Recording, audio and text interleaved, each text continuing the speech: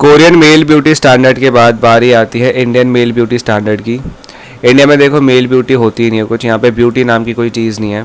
अगर एक इंसान काफ़ी अच्छा दिखता है तो काफ़ी अट्रैक्टिव है तो उसे देखो लोग बस एक ही चीज़ बोलते हैं, एक ही कमेंट करते हैं उस पर कि वो है गे या फिर वो है लड़की। तो यहाँ पे एक बहुत ही कॉमन चीज़ होती है, यहाँ पे ब्यूटी को कभी प्रमोट करा ही नहीं जाता क्योंकि ब्यूटी के बारे में देखो लोगों को पता नहीं है।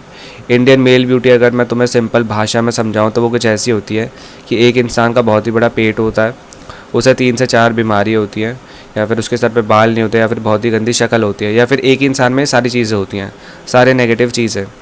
तो एक इंसान देखो कितना भद्दा हो सकता है, तुमने देख लिया। ये होती है एक एवरेज इंसान की डेफिनेशन। क्योंकि एवरेज इंडियन में देखो सेल्फ केयर नहीं होती है। सेल्फ केयर कहाँ से आती है? सेल्फ अवेयरनेस से। जब तक तुम खुद को देखो सीरियस लोगे नहीं, जब तक तुम अपने शरीर को सीरियस लोगे नहीं, तुम देखो अपने बारे में सीरियस हो ही नहीं सकते। तुम्हें सेल्फ केयर के बारे में देखो कुछ पता ही नहीं होगा। पता भी होगा देखो तुम करोगे नहीं, क्योंकि तुम्हें फ़र्क नहीं पड़ता जिस भी तरीके से तुम हो। तुम्हारा शरीर देखो सड़ते रहता है लेकिन तुम फिर भी ध्यान नहीं देते, क्योंकि तुम हो एक एवरेज इंसान। और एक एवरेज इंसान जो होता है वो अपनी लाइफ के बारे में कभी भी सीरियस होता ही नहीं है। चाहे देखो उसे कितनी भी बीमारी हो जाए, उसके सर पे बाल ना बचे, पेट आ जाए बहुत ही बड़ा, वेल कुछ भी हो, उसे फ़र्क नहीं पड़ता, क्योंकि वो अपनी लाइफ को देखो बिल्कुल ही ग्रांटेड लेता है। उसके पास अनलिमिटेड टाइम है, अनलिमिटेड डेज़ हैं जीने के लिए। तो अगर तुम बिल्कुल ऐसे हो तो एक आईना देख लो, आईने को देखने के बाद आगे बढ़ना। देखो इस वीडियो में है कुछ एडवांस सेल्फ केयर टिप्स जो कि तुम फॉलो कर सकते हो अगर तुम पहले से ग्रूमिंग करते हो तो। मान लो अगर तुम पहले से ग्रूमिंग ही नहीं करते, तुम्हें ग्रूमिंग के बारे में पता ही नहीं है, तो क्या होगा कि तुम इस वीडियो को देख तो लोगे लेकिन इन चीज़ों को फॉलो नहीं करोगे, तो अपना जो टाइम होता है कहीं और जाके वेस्ट करना। अब देखो बात करते हैं पहली चीज़ की, जो कि है हमारे कान। देखो हमारे कान काम आते हैं सुनने में। बिना कानों के देखो तुम कुछ सुन नहीं सकते, तुम्हें पता तो होगा। सेल्फ अवेयरनेस ला रहा था तुम्हारे अंदर में। पहले यहाँ पे ना जो हमारे कान होता है, अगर हमारे कानों के अंदर हमेशा डस्ट रहती है, मान लो डैंड्रफ रहता है या फिर डस्ट रहती है और घुसते रहती है हमेशा, तो वहाँ पे हमें हो सकता है फंगल इन्फेक्शन। उससे ऑटोमिकोसिस भी बोलते हैं, जो कि देखो हमारे जो ईयर ड्रम होता है उसको ब्लॉक कर सकता है। हमें बहुत सारी चीज़ें जो होती है सुनाई देनी चाहिए, वो फिर सुनाई देंगी ही नहीं। तो अगर तुम अपने कानों को साफ़ नहीं करते हो तो वहाँ पे देखो हमेशा बैक्टीरिया ही रहेगा। वेल तुम्हारा कान जो होगा वो भी ख़राब हो सकता है। बाकी देखने में भी बहुत ही गंदा लगता है, ये बहुत ही घटिया लगता है। तुमने अपने आसपास या फिर अपने स्कूल में, कॉलेज में, ऑफिस में कोई ना कोई ऐसा इंसान देखा ही होगा जिसका कान देखो हमेशा ही गंदा रहता है। वहाँ पे कोई ना कोई धूल धक्कड़ लगी रहती है, तो कितना गंदा लगता है, तुमने देखा है। और उन गंदे कानों को देखकर हमारे मुंह से बस एक ही चीज़ निकलती है, वो है छी। तो उस चीज़ से बचने के लिए तुम्हें क्या करना चाहिए? अपने कानों को साफ़। अपने कानों को साफ़ कैसे करोगे? अपने पास रखो एक ईयरबड का पैकेट, जो कि 10 या 20 रुपये का होता है। केमिस्ट पे मिल जाएगा तुम्हें या फिर कोई ना कोई प्रोविज़न स्टोर पे। उससे देखो अपने कानों को कम से कम 3 या 4 बार साफ़ करो। साथ ही साथ देखो जब भी तुम नहाते हो उस टाइम पे अपने पास एक पतला सा कपड़ा रखो, जिससे कि तुम जो ये बाहर की लेयर होती है हमारी, ये जो बोन होती है, ये बोन, इसे कम से कम साफ़ कर सको। अगर यहाँ पे भी कोई डस्ट बैठती है फिर से देखो हमारा कान बिल्कुल ही घटिया लगता है, बिल्कुल ही लीचड़ लगता है। ये तुमने समझ लिया, अपने कान को साफ़ रखो, हेल्दी रखो। इसके बाद देखो बारी आती है बैड माउथ ओडर की।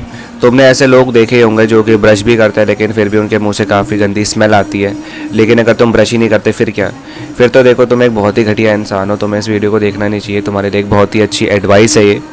लेकिन अगर ब्रश करने के बाद भी तुम्हारे मुंह से स्मेल आती है तो तुम्हें क्या करना चाहिए? अपने दांतों को देखो। अगर तुम्हें कैविटी है तो डॉक्टर के पास जाओ। वेल अगर कैविटी नहीं है तो कोई बात नहीं, हो सकता है कि देखो तुम सही तरीके से अपना जो ब्रश होता है उसे यूज़ ही नहीं करते, या फिर तुम्हारे पास एक बहुत ही घटिया पुराना ब्रश हो जिससे कि क्लीनिंग होती ही नहीं है। तो उस घटिया पुराने ब्रश को तुम्हें फेंक देना चाहिए, जिसके हाथ पैर तुमने पहले से ही तोड़ दिए हैं। एक नए ब्रश को खरीदो जो कि 30 से 40 रुपये का आएगा।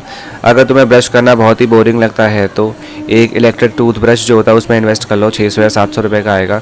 एक अच्छे ब्रांड का जो कि होता है परफोरा का, जो कि मैंने भी लिया था। वेल अच्छा ब्रांड है, तुम ले सकते हो। कम से कम 1 या 1.5 साल चल भी जाता है, तो ये तुम्हारे लिए अच्छा है।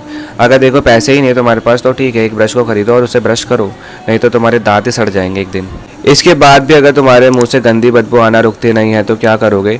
तुम्हारे पास होना चाहिए एक माउथ वॉश और एक माउथ स्प्रे। माउथ वॉश देखो तुम्हें कब यूज़ करना है? जब भी तुम ब्रश करो, ब्रश करने से पहले या फिर बाद में, वेल अपने अकॉर्डिंग चूज़ कर लेना। और जो एक माउथ स्प्रे होता है उसे तुम पूरे दिन में कभी भी यूज़ कर सकते हो। जब भी तुम्हें लगे तुम्हारे मुंह से गंदी बदबू आ रही है तो उसे छिड़क लो, 1 या 2 स्प्रे। इससे तुम्हारे मुंह की जो ड्राइनेस होती है वो भी चली जाएगी, साथ ही साथ तुम्हारे मुंह से एक अच्छी स्मेल भी आएगी। इसी के साथ साथ अगर तुम रख सकते हो तो च्युइंगम भी रखना। देखो च्युइंगम रखने से तुम्हारी जॉ भी ट्रेन होगी, तुम चबाते रहोगे कुछ ना कुछ, तो ये तुम्हारी जॉ के लिए अच्छा है। साथ ही साथ एक अच्छी स्मेल भी आएगी तुम्हारे मुंह से, तो ये बहुत ही अच्छी बात होती है। अब बारी आती है हमारी प्यारी गर्दन की। देखो हम हमेशा अपनी जो गर्दन होती है उसको इग्नोर करते हैं। हमें लगता है कि हमारी गर्दन जो होती है इस बॉडी का पार्ट ही नहीं है, हम उसकी बिल्कुल केयर नहीं करते। हम देखो सारी चीज़ें कर लेते हैं, सारी ग्रूमिंग कर लेते हैं, लेकिन अपनी गर्दन को भूल जाते हैं। हमारी गर्दन देखो बहुत ही ना घटिया हो जाती है अगर हम दिन भर बाहर घूमें तो, धूप में बिल्कुल ही भसंड काली हो जाती है, बिल्कुल ही क्रिस्टल काली। तो इतनी गंदी गर्दन के साथ अगर तुम बाहर जाते हो तो चाहे तुम कितने भी अट्रैक्टिव हो, चाहे तुम कितनी भी ग्रूमिंग कर लो, लोग तुम्हारे आसपास नहीं आएंगे। लोग तुम्हारे बारे में बस एक ही चीज़ सोचेंगे कि हाँ ये इंसान जो है देखो ये बहुत ही बड़ा लीचड़ होगा, ये नहाता ही नहीं होगा, ये अपना ध्यान ही नहीं रखता होगा। तो इससे बचने के लिए तुम्हें क्या करना चाहिए, तुम्हें करना चाहिए नेक केयर। देखो नेक केयर में सबसे पहली चीज़ आती है लोफा का यूज़ करना। जब भी तुम नहाते हो, नहाने के टाइम पे अगर तुम लोफा का यूज़ करते हो तो इससे तुम्हारी बॉडी में से डेड स्किन सेल्स निकल जाते हैं। हमारी गर्दन देखो इतनी काली इसलिए लगती है क्योंकि हमारी गर्दन पे ना जमा हो जाते हैं डेड स्किन सेल्स, और हम साफ़ भी नहीं करते क्योंकि देखो हमें पता ही नहीं चलता, हम देख ही नहीं पाते। तो तुम अगर एक लोफा का यूज़ करते हो तो इससे तुम्हारी काफ़ी हेल्प हो जाएगी, तुम्हारे जो डेड स्किन सेल्स हो जाते हैं वो निकल जाएंगे। बॉडी में देखो कहीं पे भी तुम लोफा को यूज़ कर सकते हो, अपने फेस को छोड़ के और अपने जो सेंसिटिव बॉडी पार्ट्स होते हैं उनको छोड़ के। देखो लोफा का वैसे यूज़ होता है एक बॉडी वॉश के साथ। अगर तुम्हारे पास पैसे नहीं है एक बॉडी वॉश को ख़रीदने के, तो तुम्हें एक सॉफ्ट से लोफा में इन्वेस्ट करना चाहिए। एक जो सॉफ्ट सा लोफा होता है ना वो बस पानी के साथ भी चल जाता है। मैंने भी देखो ऐसे यूज़ कर रखा है लोफा, मैंने कोई साबुन या फिर कोई भी बॉडी वॉश यूज़ नहीं करा था लोफा के साथ। तो मैं तुम्हें एक सिंपल चीज़ बता रहा हूँ, अगर तुम करना चाहते हो एक बॉडी वॉश में इन्वेस्ट कर लो, लेकिन अगर पैसे नहीं है तो कोई बात नहीं, तुम्हें बस एक सॉफ्ट सा लोफा लेना, उससे तुम्हारा काम हो जाएगा। इसके बाद देखो तुम्हारी गर्दन साफ़ हो जाएगी, तुम्हारी गर्दन में से डेड स्किन सेल्स निकल जाएंगे। इसके बाद तुम्हें एक क्रीम लेनी है या फिर एक तेल ले लेना, जो कि देखो तुम अपनी गर्दन पर लगा सकते हो, जिससे कि देखो तुम्हारी स्किन जो होती है थोड़ी सी रिस्टोर हो जाएगी, मतलब थोड़ी सी हील हो जाएगी। क्रीम या तेल नहीं लगाना चाहते हो तो कोई बात नहीं, जो भी तुम्हारे पास सनस्क्रीन है, जो भी देखो तुम्हारे स्किन टाइप के अकॉर्डिंग है, उसे लगा सकते हो तुम अपनी गर्दन पे। अगर तुम्हारे पास देखो पैसे ही नहीं देखो इन सारी चीज़ों के लिए तो कोई बात नहीं, तुम्हारे पास एक एलोवेरा होना चाहिए। एक एलोवेरा का प्लांट लो, उसमें से एक टहनी को काटो और अपने गर्दन पे लगा दो जेल को, बस इससे तुम्हारा काम हो जाएगा। तुम्हारी स्किन जो होती है बिल्कुल ही अच्छी हो जाएगी गर्दन की, और तुम्हारी गर्दन भी सुधर जाएगी। इसके बाद तुम्हें करना चाहिए अपनी नेक को प्रोटेक्ट। वो तुम कैसे करोगे, कैप के साथ, एक नेक बैंडाना या फिर एक नेक गेटर के साथ। नेक गेटर और एक जो नेक बैंडाना होता है दोनों सेम ही है, इसे तुम अपनी गर्दन में पहनते हो, बिल्कुल ही गोल होता है, जैसे कि तुम्हारी जो नेक होती है बिल्कुल कवर्ड हो जाती है। तो यहाँ पे कोई भी यूवी रेज नहीं लगती तुम्हारी गर्दन पे, जिससे कि तुम्हारी गर्दन जो होती है बिल्कुल काली नहीं होती, वो बिल्कुल डैमेज नहीं होती है। इसके बाद जो एक कैप होती है उसका तुम यूज़ कर सकते हो, लेकिन अगर तुम्हारे छोटे बाल हैं तो देखो कैप को उल्टा पहनो। जो कैप का बिल होता है ना, जो वाइज़र होता है, उसको तुम पीछे की साइड रखोगे तो उससे क्या होगा, अगर वो थोड़ा सा लंबा हुआ तो तुम्हारी गर्दन को बचा लेगा। मैं बोलूँगा कि तुम्हें एक नेक गेटर या फिर एक नेक बैंडाना की तरफ जाना चाहिए, वो थोड़े से ज़्यादा सेफ ऑप्शन है। इसके बाद अगर तुम्हारी एक बहुत ही गंदी हैबिट है बाहर घूमने की, तुम बहुत ही ज़्यादा आवारागर्दी करते हो बाहर, तो तुम्हें देखो इसे कंट्रोल में करना पड़ेगा। तुम्हें छाँव में जाना चाहिए बाहर। अगर तुम्हारे पास देखो काम है तो फिर तो देखो ठीक है, चलता है, मैंने तुम्हें बता दिया नेक गेटर और नेक बैंडाना ले लो। लेकिन अगर तुम्हारी बहुत ही गंदी हैबिट है बाहर घूमने की, तो इसे तुम्हें देखो लिमिट में करना पड़ेगा, नहीं तो तुम्हारी गर्दन, तुम्हारी शक्ल, तुम्हारा शरीर सब कुछ चले जाएगा। बारी आती है हाथों की और पैरों की। देखो हमारे हाथ और पैर इक्वली इंपॉर्टेंट है। मैंने तुम्हें बताया कि देखो किस तरीके से हम अपनी गर्दन को इग्नोर करते हैं, जो कि हमें नहीं करना चाहिए। उसी तरीके से हम अपने हाथों को भी, अपने फिंगर्स को भी, साथ ही साथ हमारे जो पैर होते हैं, जिन्हें फीट बोलते हैं इंग्लिश में, उन्हें भी इग्नोर करते हैं। लेकिन एक अट्रैक्टिव इंसान, एक डिज़ायरेबल मैन बनने के लिए देखो तुम्हें अपने हाथों और पैरों पर भी इक्वली फोकस करना पड़ेगा, उनका भी देखो तुम्हें ध्यान रखना पड़ेगा। तुम्हें अपने हाथ पैरों को देखो साफ़ रखना चाहिए। साफ़ कैसे रखोगे, उनके जो नेल्स होते हैं पैरों के और हाथ के, देखो उन्हें काटो, अपने नेल्स को ट्रिम करो, उन्हें फाइल करो और उन्हें स्मूथ बनाओ। देखो मोस्टली जो लड़के होते हैं ना, उनके हाथ ही बहुत गंदे होते हैं, उनके नाखून जो होते हैं और गंदे होते हैं, उनमें गंदगी भरी होती है, और उन गंदे नाखूनों को देखकर हमारे मुंह से बस एक ही चीज़ निकलती है, वो है छी। तो उस चीज़ से बचने के लिए तुम्हें क्या करना चाहिए, अपने नाखूनों को ट्रिम करो, उन्हें काटो और उन्हें फाइल करो। इसके बाद तुम्हें अपने हाथ पैरों को बहुत अच्छे तरीके से धोना चाहिए, क्योंकि हम अपने जो हाथ होते हैं उन्हें बहुत जगह पर लगाते हैं, तो हमारे हाथ पर ना बहुत सारे जर्म्स, बैक्टीरिया आ ही जाते हैं।